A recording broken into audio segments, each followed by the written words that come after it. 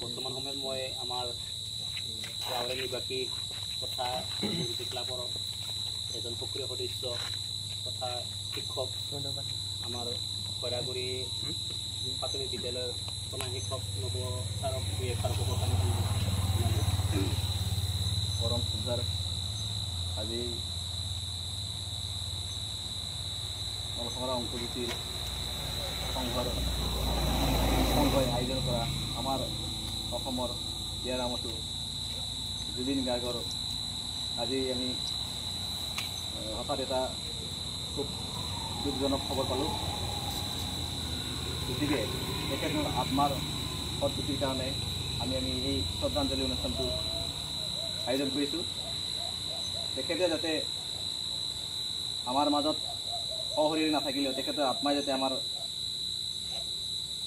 স্বৰ্গত স্থান পায় এইখিনিকে আমি কামনা কৰিম। এইখিনি ধন্যবাদ থাকিল ছাৰলৈ। লগতে আমাৰ আকৌ এজন শিক্ষক কমল সিং ৰাভাকো দুই এষাৰ ক'ব কাৰণে অনুৰোধ জনালোঁ।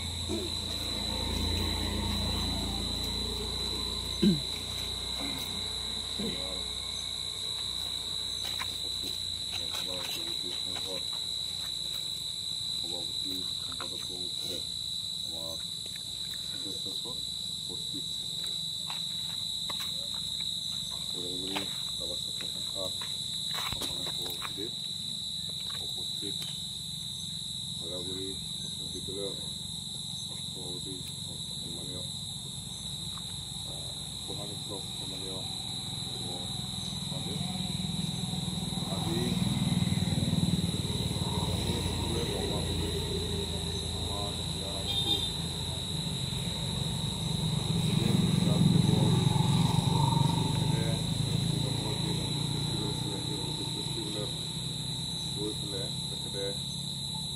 সাগৰতলিত যি স্কাল্পচাৰ কি বুলি কয় সেইটো সাগৰতলিত মানে তেখেতে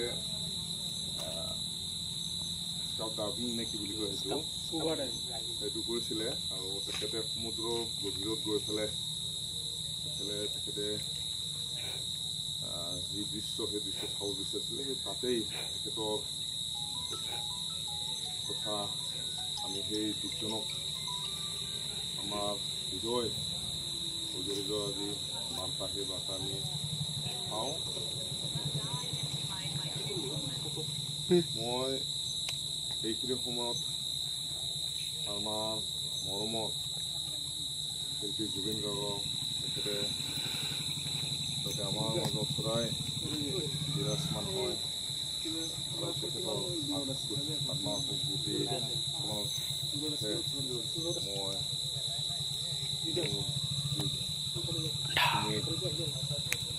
শ্ৰদ্ধাঞ্জলি অনুষ্ঠানত ধন্যবাদ থাকিল।